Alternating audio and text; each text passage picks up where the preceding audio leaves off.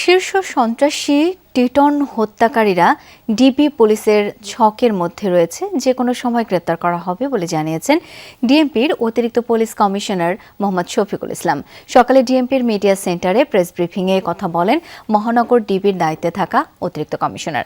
এ সময় তিনি বলেন, আইনশৃঙ্খলা বাহিনীর বিশেষ অভিযানে চলতি মাসের 11 দিনে তালিকাভুক্ত চাঁদাবাজ 154 জন গ্রেপ্তার করা হয়েছে, ছিনতাইকারী গ্রেপ্তার হয়েছে 261 জন, মোট 568 জন গ্রেপ্তারের তথ্য জানিয়ে তিনি বলেন, মহানগরকে নিরাপদ রাখতে বিশেষ অভিযান চলবে।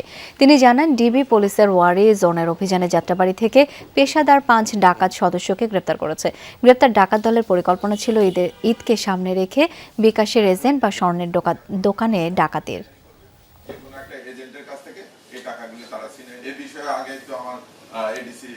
খুনিদেরকে আমরা মোটামুটি একটা ছকের ভিতর নিয়ে আসছি, আমরা একটা নির্দিষ্ট টার্গেটকে নিয়ে গেছে। তবে আমরা কোনো বিষয় ছাড় দিচ্ছি না, শুধু ওই এক টার্গেট নিয়ে আমরা পড়ে আছি তা না।